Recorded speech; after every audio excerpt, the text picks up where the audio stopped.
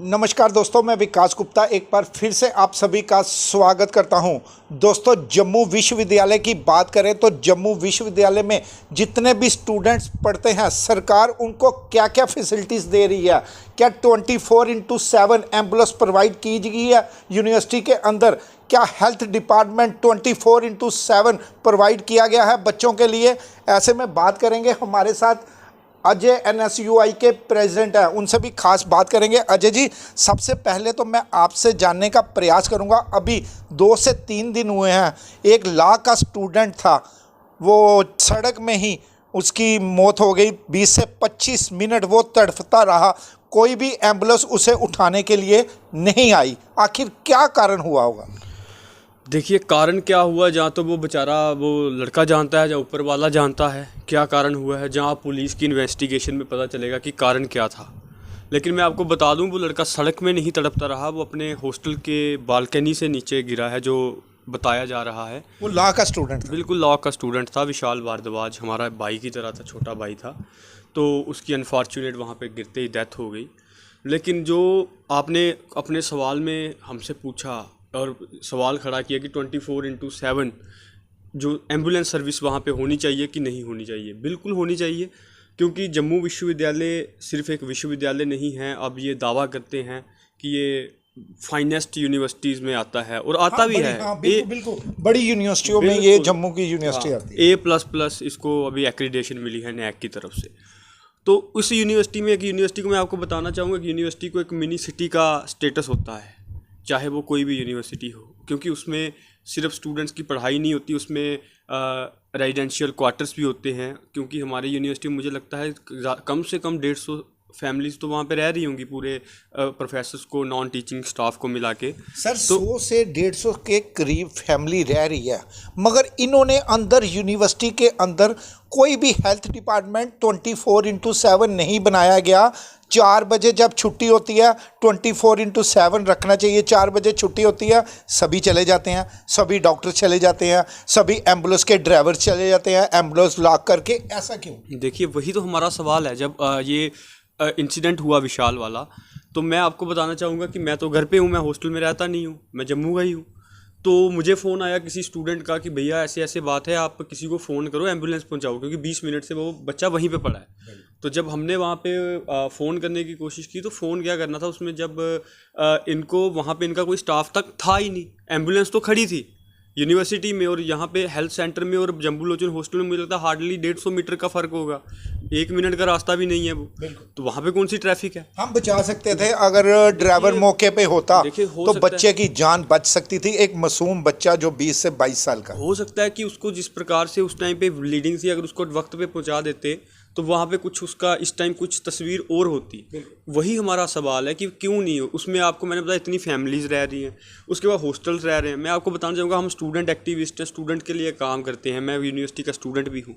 एक दिन हमारे एक लड़के को 2-3 महीने पहले हमारे भाई को, हॉस्टल में रहता, उसको रात को पेट में दर्द हुई। तो हम सबसे पहले तो बंदा वहीं पर जाएगा। हम हेल्थ सेंटर के वहाँ पर ताला लगा हुआ है, लाइटें बंद हैं, तो बंदा करे क्या?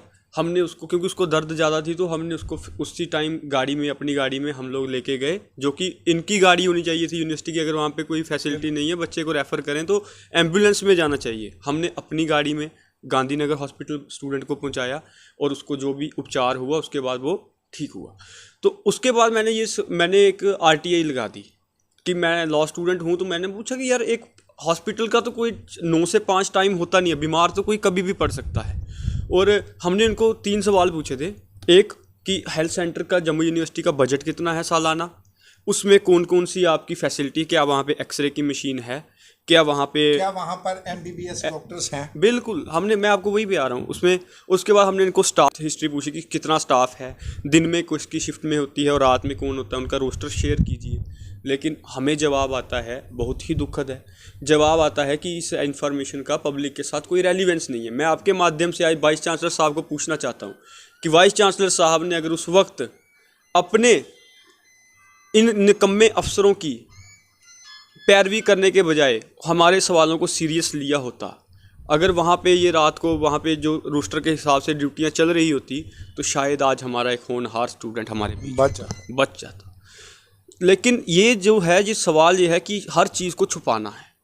अभी स्टूडेंट, मैं आपको एक चीज़ और बता दूं, बहुत मैं आपको बताऊंगा, जिस दिन से ये स्टूडेंट है, कल स्टूडेंट्स ने यूनिवर्सिटी में वाइस चांसलर साहब के चैम्बर के बाहर जाके प्रोटेस्ट भी किया, उनसे बात भी की कि उन्होंने यही पूछा कि जनाब वो लड़का तो उसकी डेथ हो गई, लेकिन आपकी एम्बुलेंस कहाँ थी? ठीक है, कहाँ थी आपकी एम्बुलेंस? उसके बाद क्या हुआ? यही कि बोलना नहीं है, छुपाना नहीं है, हर बात को छुपाना है, इन्फॉर्मेशन देनी नहीं है। उसके बाद स्टूडेंट्स को आइडेंटिफाई किया गया, उनके HODs को बोला गया और उन स्टूडेंट्स को धमकाया गया कि अगर तुम किसी प्रोटेस्ट में पाए गए तुम्हारी डिग्री कैंसिल कर दी जाएगी। ये जम्मू विश्वविद्यालय में चल रहा है। सर 100 के करीब परिवार अंदर बसता है, और कितने लोग होंगे कम से कम वहाँ पर? देखिए, आप खुद देखिए वहाँ पे कितने हमारे क्वार्टर्स बने, स्टाफ क्वार्टर्स बने हुए हैं। आप डिस्टेंस डिपार्टमेंट के साथ में पूरा स्टाफ क्वार्टर, उसके बाद आपका जहाँ पे कितने लोग होते हैं कम से कम? उनके लिए सिक्योरिटी का पूरा पुख्ता इंतज़ाम होना चाहिए, और कम से कम भी सिक्योरिटी के अलावा हाँ पूरी तरह से डॉक्टर्स अवेलेबिलिटी होनी चाहिए वहाँ पर, 24/7 एम्बुलेंस होनी चाहिए वहाँ पर। देखिए, सिक्योरिटी तो वहाँ पे है जम्मू यूनिवर्सिटी में, ऐसी बात नहीं है। सिक्योरिटी वहाँ पे ठीक है, जो है गेट पे होते हैं, सब जगह होते हैं। लेकिन बात यह है कि हॉस्पिटल की हमारी बात है। हॉस्पिटल में आप बताइए कि रात को कोई बीमार हो जाए, सुबह कोई बीमार हो जाए, उसका कोई टाइम थोड़ी है।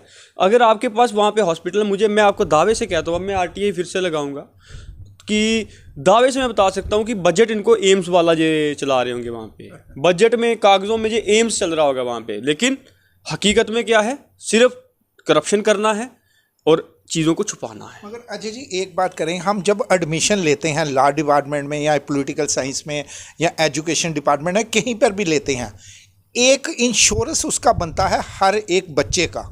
अब ये जो बच्चे की डेथ हुई है, कटरा का रहने वाला जो यूनिवर्सिटी में डेथ हुई है, इसको इंश्योरेंस क्या सरकार कंपनसेशन देगी? देखिए, हमारी तो अब हम लोग, क्योंकि कल उसका संस्कार था, तो अब तो ये चीज़ें अब हम इस चीज़ को देखेंगे हर टेक्निकल पॉइंट से, क्योंकि एक बड़े ही, क्योंकि सुनने में आया है कि मुझे इकलौता लगता है बच्चा कि था, इकलौता बच्चा था, छोटी बहन थी, माँ बाप भी कुछ इतने बड़े रिच है नहीं है, मगर उनको सहायता होनी चाहिए। माँ बाप की, अमीर और गरीब तो वो कोई मसला नहीं है, लेकिन माँ बाप की सबसे बड़ी दौलत होती है उनके बच्चे, और जो उनसे छीन गया है ना। तो अब कोई भी कंपनसेशन तो ऐसा है नहीं जो उसकी कमी पूरी कर सके। लेकिन मगर एक चीज़ है, अगर अजय जी इतने बड़ा इंसिडेंट हुआ, आम स्टूडेंट्स क्यों नहीं बोले नहीं? मैंने इस विषय के बारे में मैंने आपको बोला, कल भी बोले स्टूडेंट्स, कल भी वाइस चांसलर ऑफिस के बाहर हुआ, लेकिन मसला ये हुआ कि वो मैंने आपको बताया कि उनको डराया धमकाया जा रहा है कि जो बच्चा बोलेगा जिसको किया गया, बाकी कंपनसेशन क्या हुआ है, हमारी फ़ी में भी 120 रुपये जो है ये एज ए प्रीमियम इंश्योरेंस काटते हैं हर बच्चे का जो स्टूडेंट एनरोल होता है। हम उस चीज़ को भी देखेंगे, हम बात करेंगे यहाँ पे यूनिवर्सिटी में कि अगर उस बेचारे के, उसकी फैमिली को या उसकी बहन की अगर एजुकेशन के लिए कुछ उसका बनता हक है, क्योंकि उसकी फ़ीस से कटा है, तो अगर उसका हक बनता है तो हम उसको दिलवाएंगे। और भी हमारी ये, आप भी उसी डिपार्टमेंट की? मैं उसी डिपार्टमेंट LLM का। क्या लगता है कि बच्चा कैसा था? अरे बहुत अच्छा स्टूडेंट था वो, जब हमारे साथ तो भाइयों जैसा था। जब भी हमें मिलता था, एक हंसमुख बच्चा था पूरे यूनिवर्सिटी में। आप उसका नाम ऐसे विशाल था, लेकिन सब बन्नी को जानते थे।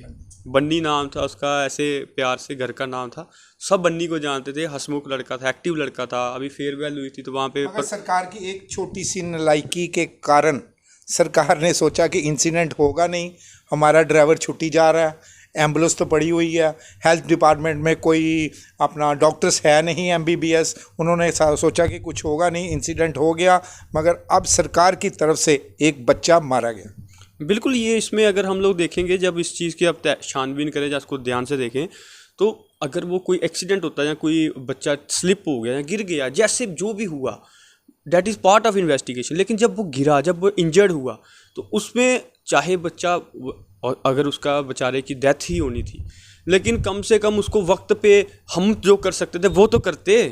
हम तो उसके लिए कम से कम, अगर एम्बुलेंस हमारे वहाँ पे 100 मीटर पे एम्बुलेंस खड़ी है, उसके पास 2 मिनट में पहुँचनी चाहिए थी, क्यों नहीं पहुँची? ये हमारा सवाल है। अब उसकी बेचारे की किस्मत थी, जहाँ उसकी लिखी हुई थी तो उसकी डेथ हो गई। लेकिन हमने क्या किया, as a university, as a administration, जिसके हम लोग सीधे पढ़ते हैं, हम बात करते हैं कि बहुत अच्छा प्रशासन चल रहा है, तो उस प्रशासन से हम सवाल पूछते हैं कि आपकी नालायकी है। वाइस चांसलर को मैं पूछता हूँ, वाइस चांसलर साहब, आपने अभी तक अभी तक आपने किस बंदे की एक्सप्लेनेशन निकाली है, किस बंदे को आपने पूछा है कि वहाँ पे किसका लैप्स था क्या नहीं था, कुछ नहीं किया है। उल्टा ये बात जो है, लैब्स किसी का भी हो, वो पुलिस का इन्वेस्टिगेशन रहेगा। पुलिस की investigation that is another part. Administrative level पे वो यूनिवर्सिटी में क्यों नहीं हुआ, हेल्थ सेंटर का क्या सिस्टम है क्या नहीं है, अभी तक क्या इन्होंने एक्शन लिया, क्या इन्होंने पूछा किसी को, कुछ नहीं। क्योंकि ये बात जो आपने बोली, ये वाइस चांसलर बोल रहा है, डीएसडब्ल्यू बोल रहा है कि पुलिस इन्वेस्टिगेट करी है। ठीक है, पुलिस करेगी, कैसे डेथ हुई, बिल्कुल, मगर उससे पहले एक मुजरिम भी होता, उसको पहुंचाना आपका काम है। एम्बुलेंस में एम्बुलेंस क्यों नहीं पहुंची वहां पे, that is part of Jammu university, not the police department. तो हमारी वाइस चांसलर साहब से ये डिमांड है कि आप पहले तो ये करिए, और दूसरा हेल्थ सेंटर का जो सिस्टम है उसको सुधारिए। ये आप ऐसे हर बात को स्टूडेंट को दबा के, स्टूडेंट को डरा के, धमका के, इस चीज़ से आप चलाओगे तो ज़्यादा देर चल नहीं पाएंगे। ये कितनी देर दबाओगे, जब वो ज्वालामुखी फटता है तो बड़ा फिर मुश्किल होती है चीज़ें संभालना। इसलिए चीज़ों को संभालिए। आज किसी एक माँ बाप का बच्चा गया है, किसी की भी हो सकता है, कल मैं बोल रहा हूँ भगवान ना करे ऐसे ही कोई हमारे स्टाफ का मेंबर या कोई जितने वहाँ पे लोग रह रहे हैं, कोई बीमार हो जाए और उसको बेचारे को टाइम पे एम्बुलेंस नहीं मिले तो कौन जिम्मेदार होगा। ये ऐसा सिस्टम नहीं होना चाहिए। एक इतने बड़ी यूनिवर्सिटी, रेप्यूटेड यूनिवर्सिटी, इतना फंड आ रहा है तो उसको अच्छे तरीके से काम होना चाहिए और करना चाहिए। बाकी हम लोग अभी जो है इस चीज़ को पूरे तरीके से फॉलो अप करेंगे, उसके लिए जो बनती चीज़ होती है हम उसके लिए बिल्कुल फाइट करेंगे। बहुत बहुत शुक्रिया। ये थे हमारे साथ अजय लगोत्रा जी, NSUI के प्रेसिडेंट, जिनका साफ अक्षरों में कहना है कि इतनी बड़ी यूनिवर्सिटी होने के बावजूद भी 24/7 एम्बुलेंस वहाँ पर नहीं है। 24/7 वहाँ पर किसी भी किस्म का हेल्थ डिपार्टमेंट में डॉक्टर नहीं है। और 100 के करीब बात करें तो 100 या 150 के करीब फैमिली अंदर रहती है। उनकी सिक्योरिटी का इंतज़ाम करना, उनकी एम्बुलेंस का इंतज़ाम करना, उनको हेल्थ डिपार्टमेंट में डॉक्टर से इलाज कराना, ये सभी विषय रहेंगे जम्मू यूनिवर्सिटी के। दीजिए इजाज़त मुझे और मेरी सभी टीम को। देखते रहिए वीडियो जर्नलिस्ट अखिलेश के साथ, मैं विकास गुप्ता, जम्मू आर्ट्स।